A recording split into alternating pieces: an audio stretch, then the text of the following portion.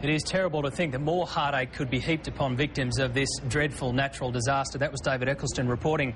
Well, the flood peak in Brisbane hit at 4 o'clock this morning. Thankfully, it fell just short of the predictions, but it still left vast areas underwater.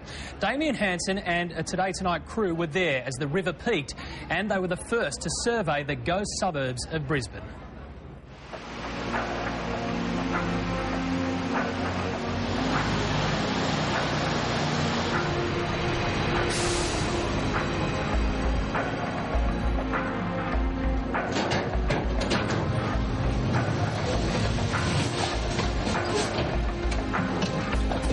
It was the night a city couldn't sleep.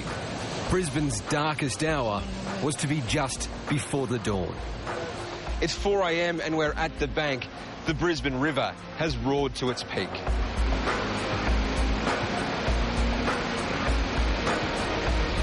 In the CBD, water was rising. Underground car parks filled quickly. We were in the heart of darkness. The damage here is extensive, but mostly unseen. Usually illuminated 24/7 by lights, it's pitch black.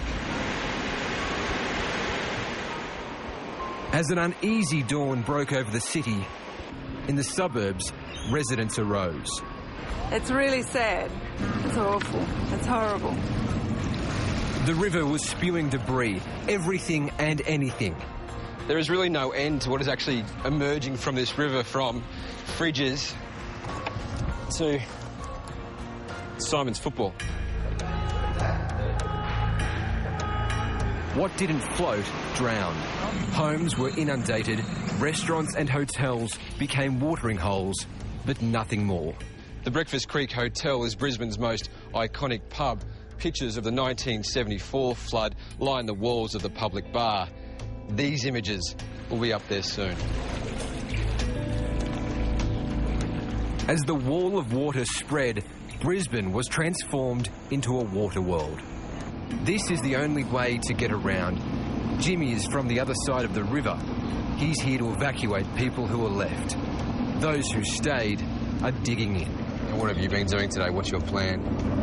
Plan was just make sure that anyone that is still in their houses, make sure we'll see if they do want to get out. Street after street, the list of suburbs underwater is too long to list. 70 in total, some beyond recognition. Go look at the ATM. Homes here will never be the same. My local bakery will bounce back, I hope. They've done it before, they'll do it again. But the clean-up here will take months. On the upper reaches of the river, it was worse.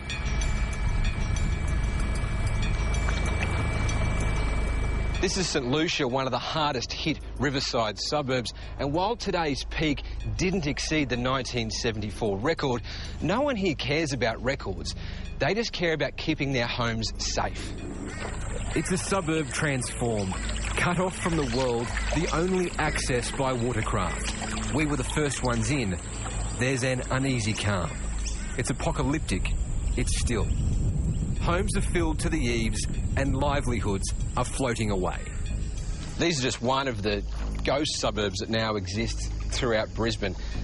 There is no one here. The water is 3 to 4 metres high in some parts, and a lot of the people here were lucky to get out when they did yesterday. It's quite incredible. This was a car park. This, the lobby of a unit complex. Rubbish swirls around, and as the water drops, you can start to smell the stench. This gives you some indication just how high this water is.